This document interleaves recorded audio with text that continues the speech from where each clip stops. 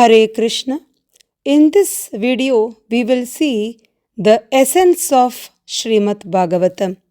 There are 4 shlokas which will give you the essence. Totally, Shrimad Bhagavatam has 18,000 shlokas. What knowledge or what understanding you will get after reading the entire Shrimad Bhagavatam is given in these 4 shlokas called Chatuh Sloki or Chatur Sloki. We will see the meaning of these 4 important shlokas. Let's go to first shloka and see the meaning. Aham eva samevagre nanyad yat sadasat param paschadaham yadetaccha yo vashishyeta sosmyaham. Krishna told Brahma, only I was existing before the creation and only I will be existing after the destruction or annihilation. Aham evasam evagre. Agre means beginning. Aham means I. Evasam means existing. So Krishna says, Aham evasam evagre. Only I was existing before the creation or in the beginning. And in the second line he says, Nanyat yat sat asat param. Sat means the truth. Asat means false. Which is false? Whatever is not related to Bhagavan is false. Means it can be either called as illusion or Maya or this material life. These are all false. For example, in dream, whatever you see, like we feel that's real, but once we wake up, we realize it was just a dream. So, but in dream, you felt it like real, right? That are all asat. So, the only truth, the only absolute truth is Sat, that is Bhagavan. Paschadaham yadetaccha. Paschad means at the end also only I will be existing. Bhagavan says only he will be existing after the annihilation or the destruction also. And in the last, even if anything is remaining after annihilation, even that is me. Yo vashishyeta sosmyaham. Vashishyeta means whatever is remaining after the destruction is also me. If there is anything left after the destruction, that is also his form only. Sosmyaham, maham means I. That is also his form only. So in short, in the beginning also he was there. That is Agre. In fact, even before the creation he was there. And he is even telling in the second line that before you come to know this is Sat and this is Asat, that is before you have the understanding to differentiate between the Sat and Asat, the truth and falsehood, he was there. And after the destruction, Paschad, at the end also he will be there. And after the destruction, if there is anything left, that is also him only. So we will go to next shloka. Ritertam yat pratiyeta na pratiyeta chatmani tat vidyatatmano mayam yata bhaso yata tamaha. Ritertam yat pratiyeta. Artham means value. If you want to make a table, you need wood, you need nails, right? Then you will give a shape to that wood and you call it as table with 4 legs. But this is called artham, the thing or something which has a value. So you are giving the form to some things, rupam. So here what Bhagavan says is Without me, you cannot give any shape or any form to anything. Ritertam yat pratiyeta na pratiyeta chatmani. Atmani means without me, na pratiyeta, you cannot give any form to anything without my presence. That's why we say Bhagavan is in everything. Bhagavan is omnipresent. Why we say Bhagavan is omnipresent? Because if Bhagavan is not present, you cannot give form to the object. That is the meaning of first two lines in very simple terms. Tad vidyat atmano mayam. Mayam means illusory energy. We think we are independent from Bhagavan, right? So that is called Yoga Maya or illusory energy. And Krishna says, you must know that Tad Vidyat, you must know that even that is my energy only.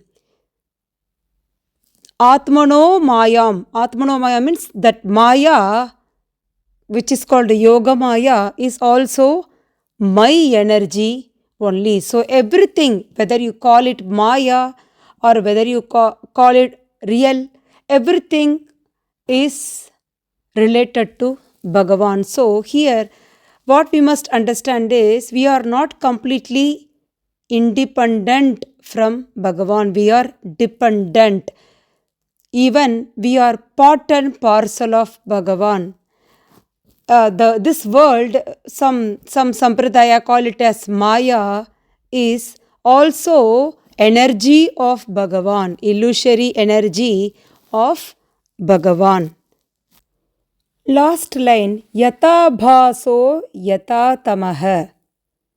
Bhaso means reflection or light. Tamaha means darkness. So, when there is darkness, tamaha, tamo gunam we say, right? So, what you will do, you will put on the light or you will light a traditional lamp or diya and then the brightness comes. So, here Bhagavan says, the darkness is Maya and the light is Him. So, why He put us in Maya? So that we can see Him. If we are not in Maya, then we cannot see Him. So, to feel the power of light, you need to experience the darkness. Then only you can feel the power of light, the reflection. In darkness, sometimes you may think the rope is snake. But once the light comes, you will understand it wasn't a snake, it was the real rope. Sometimes in darkness, you misunderstand the rope as snake and you shout out of fear. But once the reflection, that is the light, the brightness, Bhaso, that is Bhaskar, we say sometimes another name of Surya Bhagavan is Bhaskar. Bhaskar means what? Light. So, once there is light, you will understand that it was a rope, it wasn't a snake, right? But that time you felt, right? That you felt it like it was a snake, right? That was Maya. Now, once the light came, the real picture is in front of you. That is rope. So, your understanding of rope as a snake is illusory energy. That energy is also His energy only. That is the meaning. So, this entire world is illusory world or filled with Yoga Maya. So, that Yoga Maya, that energy is also from Bhagavan. So, when you think this world is false, it is not false, it is true. Because if this world is false, then Bhagavan also will become false because this world is filled with Yoga Maya.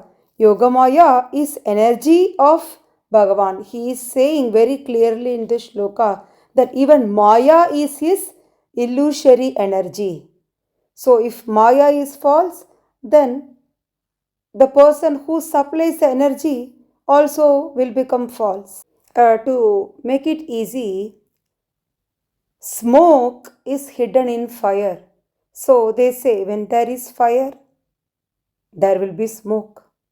Right? So that smoke is Maya and the fire is Bhagavan. So everything is dovetail. You need to dovetail everything with Bhagavan. So when the Maya is clear, you can see Bhagavan. So in Kunti Stuti also, Kunti says Maya Javanika Channam. So Maya is like a Javanika. Javanika means curtain. So it's covering us. It's covering our eyes. So when the Maya is clear, you can see Bhagavan. Yata mahanti bhutani bhuteshu chavacheshvano pravishtaanya pravishtani tata teshu nateshvaham. Bhagavan says, O Brahma, you need to understand that I enter into the cosmos and at the same time I do not enter into the cosmos. So, what does this mean?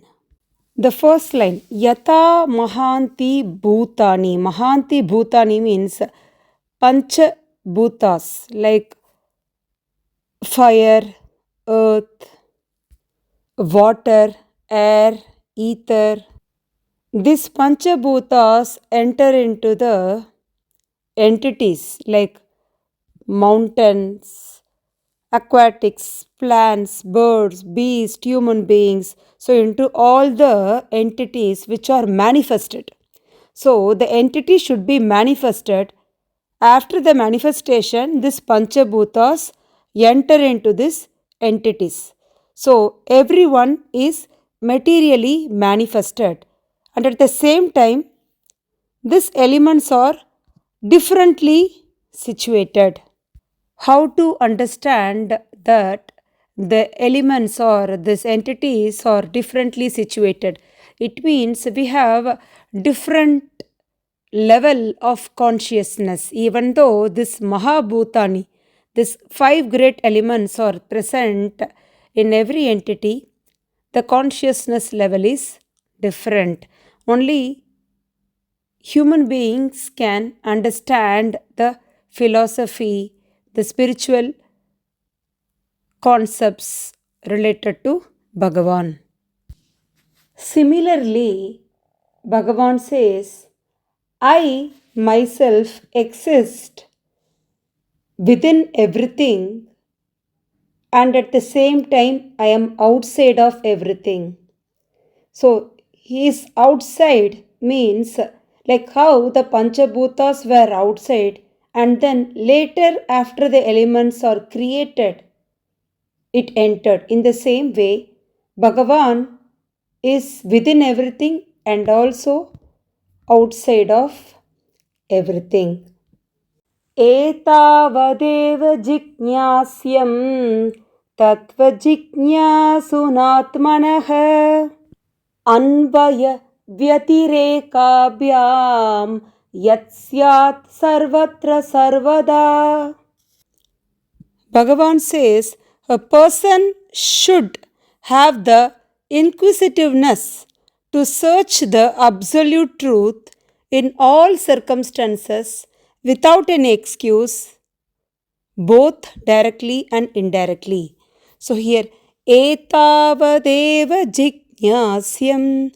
What do you mean by jignasyam? Jignasyam means the student, the inquisitive student, should search for the absolute truth. That is tattva jignasunatmanaha. Atmanaha means about his Atma and also about Bhagavan.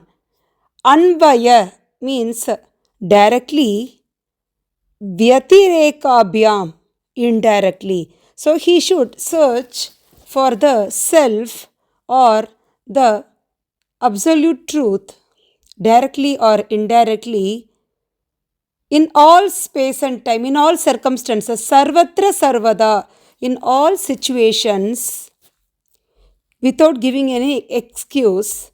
You have to have the enquiry, because everyone is searching about Bhagavan through self realization or through God realization. There are different types of yoga like Karma Yoga, Jnana Yoga, Dhyana Yoga, Raja Yoga, Bhakti Yoga. So, there are different flavors of yoga. So, everyone will choose according to their taste. So, what Bhagavan says is, do it, whether whichever yoga you are choosing, it doesn't matter for him.